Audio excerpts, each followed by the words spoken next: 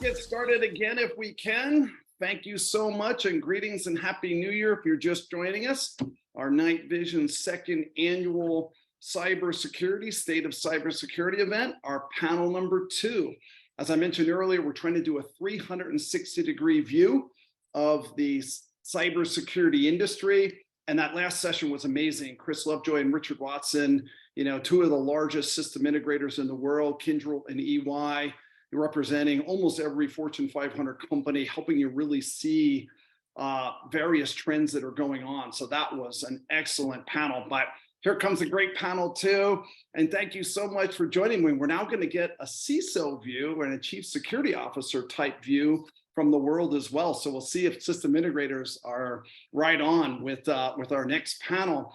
So first of all, thank you. I see Vijay's on, right, as well as Vijaya. I see you guys. There you are. Happy New Year to you. Happy New Year, Dave. Happy New Year, everybody. Oh my gosh, great to see you all. My favorite people are on the call. Thank you so much for joining. So without further ado, let's jump into it. So, oh my gosh, Vijay, Bolina, I know you have an amazing role at Google and Deepmind and one of the industry experts in AI. And incredible guest and one of our most recent NightDragon advisors. Thank you for joining us. Why don't you say just a few words of your background and what you're doing at Google, would you? Yeah, no problem. So my name is Vijay Bolina. Thanks, Dave. And Happy New Year to everyone here on the call. I am the Chief Information Security Officer at Google Deepmind. So my role is pretty unique in the sense that I am thinking deeply about the emerging risks of AI and the deployment of more capable AI systems in the world.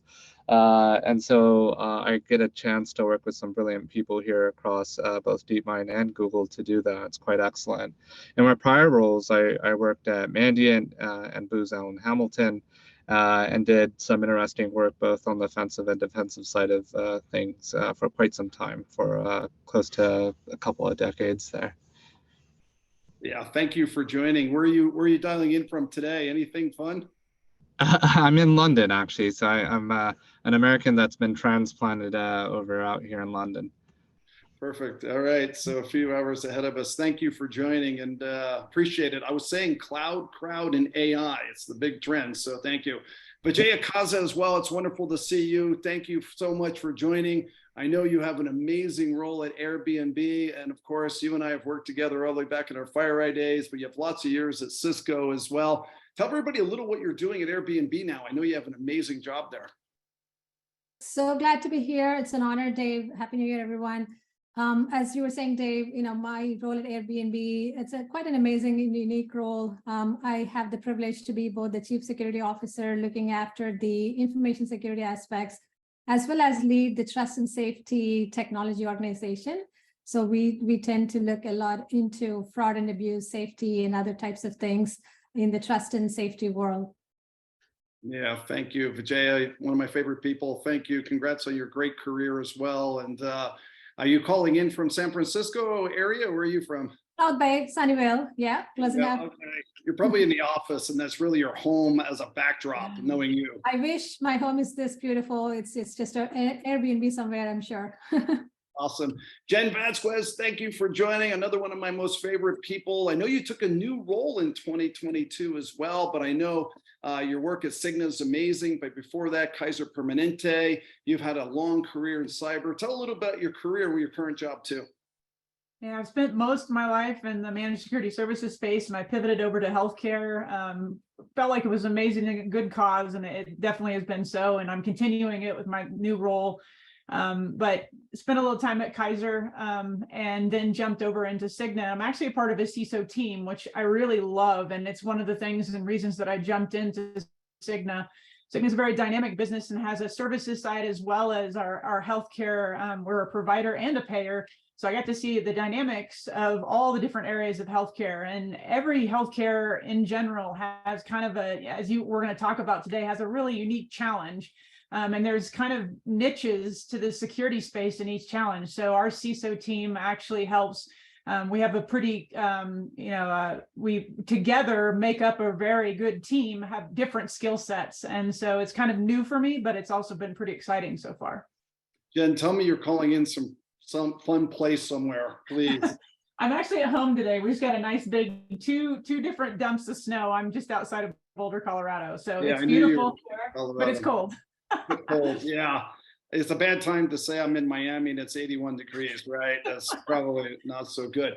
Okay, well, we got to start with this. So summarize 2022 for me a little bit and how you see 2022 going into 2023. Anything you can say about just budgets and things and climate and just stuff going on. You know, you don't have to say numbers, but maybe start with you, Jen, for a minute, because you went to big companies there as well.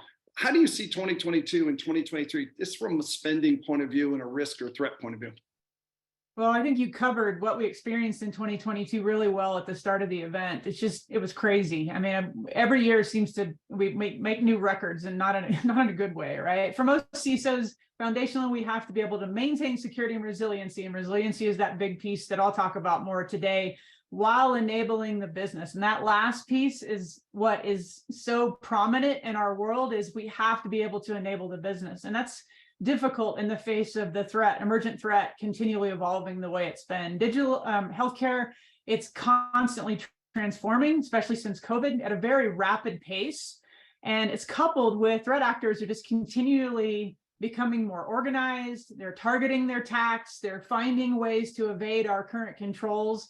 And this is up against that changing economic landscape, along with us finding it's really difficult for us to find the right cyber resources and keep them retained, right? So that's a huge impact to our ability to continually evolve, stay proactive in our defenses. So I think those foundations are where I come back to all the time, you know, following those industry best practices.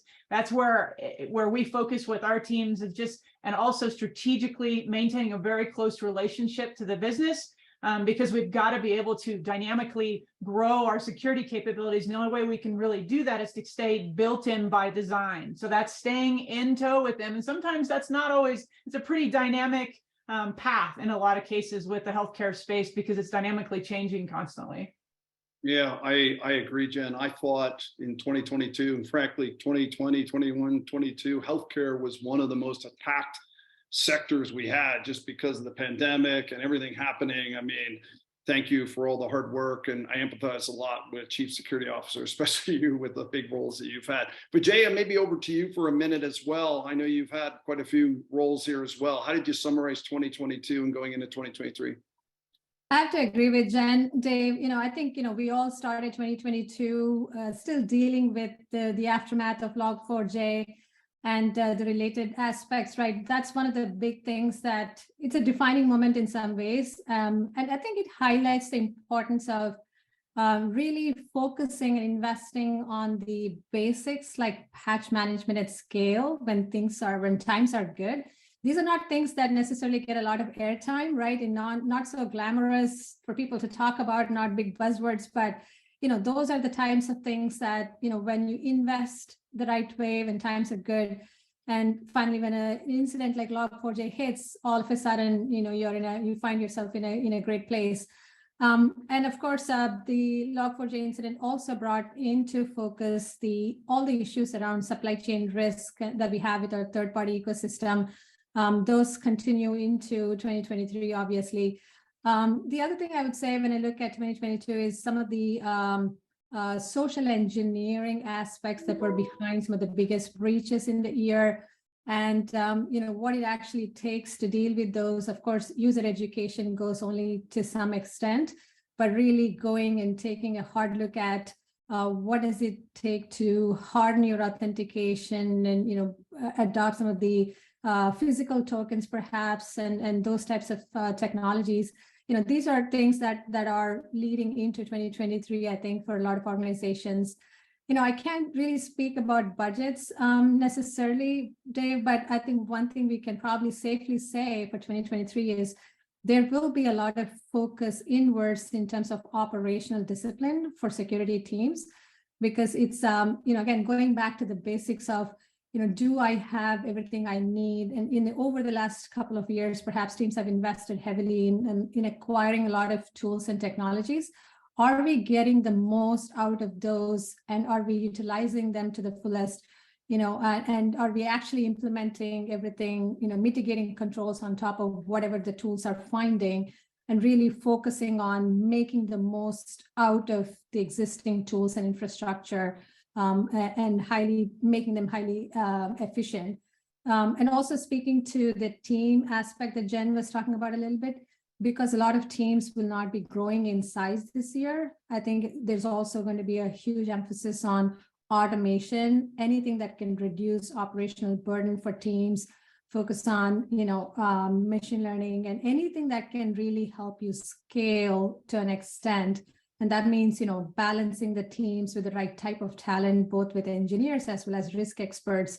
I think these are some of the things that, come to mind for transitioning into 2023 for me.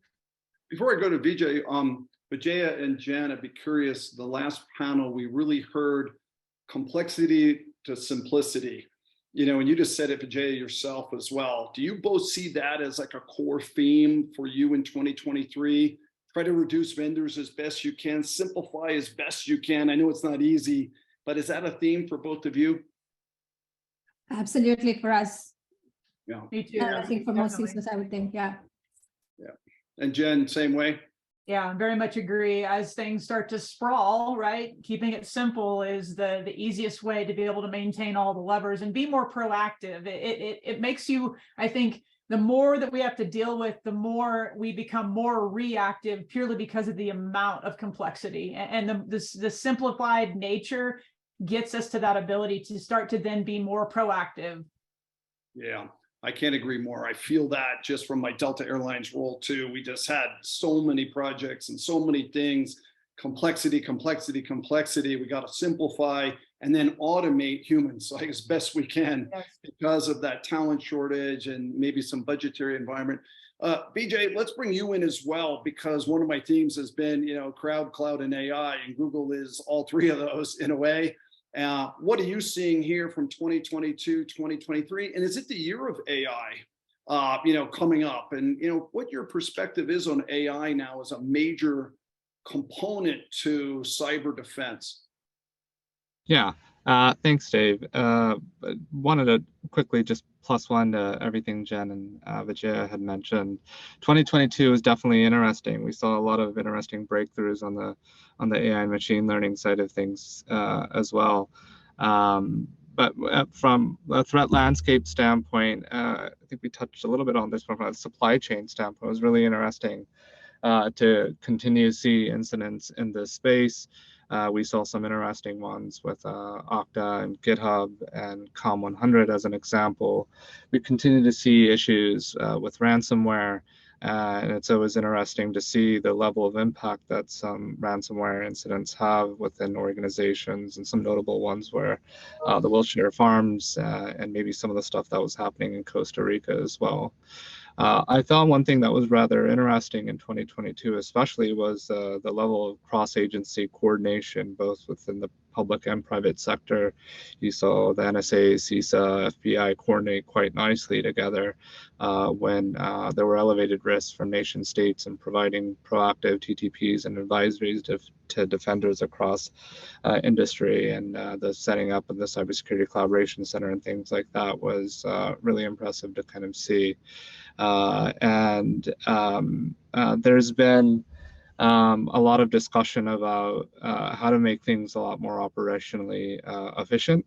As Vijay mentioned, using machine learning, that's something that we obviously think a lot about across industry, but also here at Google and Deepmind, and something that we want to explore further in various different ways. And we do think that there are some opportunities that are ripe for picking when it comes to using cybersecurity and machine learning to combat some of these existing threats that we see, and some of the ones that we're going to see in the coming year, where we're going to see probably a lot more adoption of machine learning and AI across industry in various different ways. And that will provide some interesting things that we're going to have to explore from and address when it comes to our respective threat models and the types of things that we're going to need to pay attention to.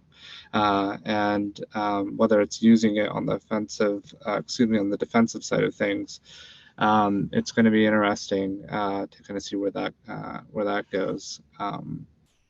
Yeah. Yeah, Vijay, while I have you, you said something that was one of my core 5 things that I thought happened in 2022, and that was the cross-agency coordination, which for me in 20 years plus of watching this industry was unprecedented. The Shields Up program was a little bit of the banner for it, but it was real vulnerabilities, was real indicators with real substance, cross-coordinated across the OD&I, at least from my perspective. That was impressive. How do you all feel, Vijay, maybe you first, just because you made that comment about the regulation that's resulting from that? It's porridge, right? I kind of feel like it can't be too hot, too cold. What's your feeling about the regulatory components of all that now? Yeah, that's a great question, because I think around the same time when a lot of that cross-agency collaboration was happening, especially the Securities Exchange Commission also announced some additional proposed rules for cybersecurity reporting and obligations boards have when it comes to cybersecurity risk and the governance of it. And I think that set off a lot of bells and whistles for some folks, especially about what they need to do to up-level their cybersecurity program, if anything at all. So I thought that was interesting. And I think because of those types of things on the regulatory side of the house, we're going to see a lot more interest, a lot more investment in cybersecurity in general. But the expectation that we do more with less. Yeah, thank you. Vijay or Jen, comment if you would on just government, private partner, public partnership, as well as the regulatory from your vantage points. Yeah, I think regulatory, as Vijay was saying, the SEC proposals that are on the horizon, I think there's both, some really positive things in it, like on the governance aspects, formalizing, cybersecurity expertise on the board level, and the resulting, heightened awareness and focus on security at the board level. But also there are some things that are still probably being discussed and debated quite a bit in terms of the materiality disclosure within 4 days. What does that mean actually? And how does, do organizations really understand the issues enough within that time frame to be able to disclose? And do you disclose first to SEC versus your customers? And a lot of unknowns and still being discussed there. But I think overall, it's a positive, I think, step in the right direction in terms of the heightened awareness and importance being given to this matter overall. Yeah. How about you, Jen? What your vantage point? Yeah, I actually think it's a positive thing as well. I think there's somewhat of a disadvantage, though, for the smaller and medium-sized businesses. A lot of organizations really leverage, partners and small vendors, and it's going to be interesting. I think the educational aspect of making sure that people are educated to what is needed and setting precedents for literally making sure that we're putting in the right proactive mechanisms is super important. It's easier for large organizations that have significant budgets and skill sets to go and execute on those things. But a lot of organizations rely on many vendors, even supply chain. That's going to be interesting to see how that plays out in those type of areas where we do want to see them bolster and grow and mature their security.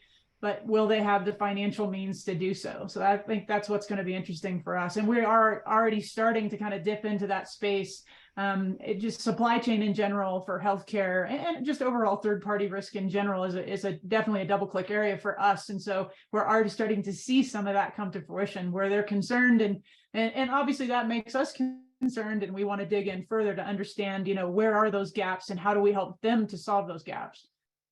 Yeah, again, I can't agree more. And, giving a perspective from the airline, we got a bunch of TSA-driven regulatory sort of demands. And these were amendments that came to us as well, the airline industry and the travel industry as well, with a pretty fast timeline to comply, which you kind of put okay, what exactly did you mean by that?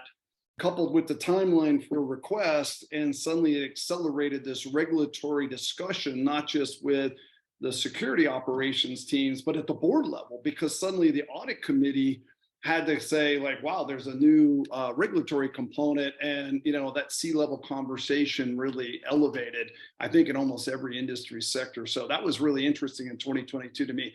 Quickly, in the last couple of minutes, start with you, Jen, if you would. What kind of things are keeping you up at night? I know a lot of things probably keep you up at night, but is there tech areas? We talked in the last panel about OT, information problems, areas of cloud transformation. What jumps out at you, one or two things? I think all of the above to what you just said.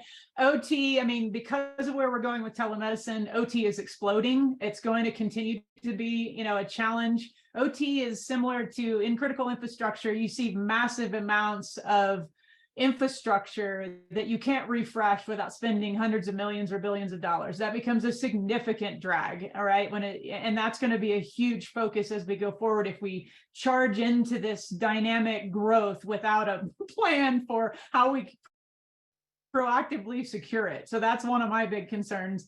And then I do think that whole telemedicine boom and where we're going with that whole digital divide, there's this generation, right, that just probably is not going to completely embrace that move to the digital. We're seeing that in other spaces today. Healthcare is a must, right? Everybody needs healthcare. So we're trying to really understand how that digital divide is potentially going to cause new areas of risk in the healthcare space, and what we then, eventually turn around and do with that.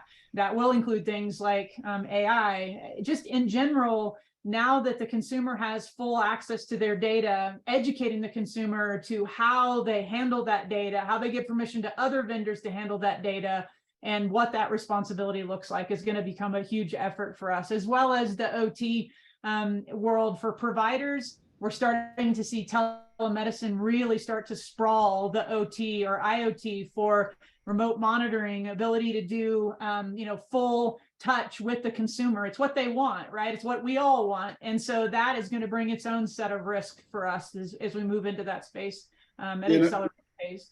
I'm really glad you brought that up, because one of the biggest themes I have going into 2023, I think from a vertical point of view, is teledoctoring, telemedicine, digital health, and then how do we protect all that trust, safety, cyber around all of that from a privacy and security balance. But boy, is there a big opportunity for some vendors and some markets there as well, at least my humble opinion.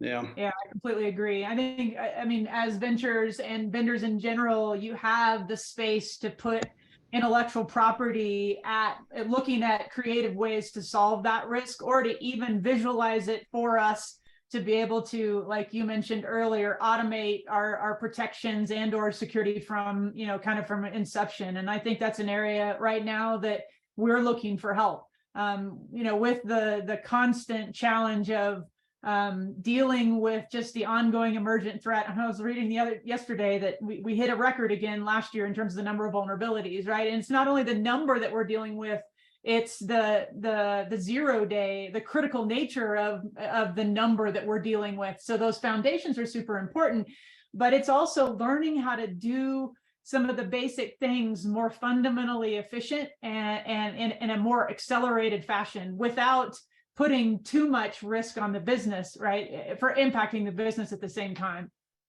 Yeah, thank you. Great comments, Jen. Vijay, maybe over to you, and then we'll end with Vijaya. What do you see in 2023? What's keeping you up at night, or cool areas that you're focused on in the new year? Yeah, absolutely. I think for me, obviously, it's the rapid adoption of machine learning across industry in various different ways, and thinking about what the life cycle of current state-of-the-art machine learning systems undergo when it comes to training, deployment, and serving, and what that actually means to your earlier points around securing all of that from a cybersecurity standpoint. So we know that there are certain private and proprietary approaches from a machine learning standpoint that you would want to protect. We know that machine learning systems require a vast amount of data, and there's some privacy aspects of that potentially depending on the application. And so how do you protect that? And I think we're going to be moving a lot from protecting data at rest and in transit, but what do we do about protecting the data in use, depending on the types of threats that we're worried about? And so these are the types of things that we're all across industry going to have to start to think about quickly, if not already. Vijay, I can't agree more, by the way. And another area that, something keeps me up at night, the power of the data warfare, right? To your point, we've watched it in the Russia-Ukraine situation with not just data wiping, data poisoning now, misinformation, disinformation. I mean, AI as a powerful weapon on both sides of this is an interesting problem coming into our near-term, set of challenges. So I can't agree more. And thank you, by the way, for all the great work at Deepmind you're doing. But Jay, bring us home. What's keeping you up at night? And what do you see? One or two things. Since I'm the last one closing out the panel, Dave, I'll go in a slightly different direction and, talk about a couple of things that are actually giving me a lot of hope and excitement and what I'm looking forward to in terms of trends. So first is, I would say, passwordless authentication. As the world is moving towards passwordless authentication, more and more companies and organizations are adopting web authentication, WebAuthn, as well as FIDO2 standards. And really, when the world really truly gets universally to passwordless authentication place, I think that's going to be game changing, because a lot of the breaches are, as you know, are very much starting in the, credential theft and, breach of personal accounts. So I think, that's where, it's going to be a huge game changer for fraud as well as cybersecurity incidents of all kinds. So that's an exciting thing I'm looking out for. And the other thing I think is the evolution of identity in general. When I say identity, I'm talking about personal digital identity. Today, as you know, every platform, every application, everywhere we need to open an account, you have to provide your PII and, verify your identity over and over in terms of proving you are who you say you are, both online as well as relating to real world. But, the world is again moving to a place where, it's going to be moving from that centralized ID and verification to a place of decentralized and distributed identity, where we as consumers get to own our identity and control and manage our identity and be able to share it with whoever we need to in a very privacy-centric fashion. So that's an exciting place, and there's a lot of great work actually happening across the industry, and I'm really looking forward to that trend as well. What a concept, control your own identity. That would be nirvana if we could manage. So Vijaya, thank you. Vijay, thank you. Jen Vasquez, as always, superstars here. Love you guys so much. Appreciate it. Happy New Year to you all. Thank you for your insights. Appreciate it. Best of luck. And I hope to see you all soon in person. Thank you. Thank you so much, Dave. All right. Thanks. Thanks, everyone. Bye. We're Thanks. going to take a 1-minute break again, and then we're going to switch panels if it's okay, and turn on the music. Let's get it going. 1 minute.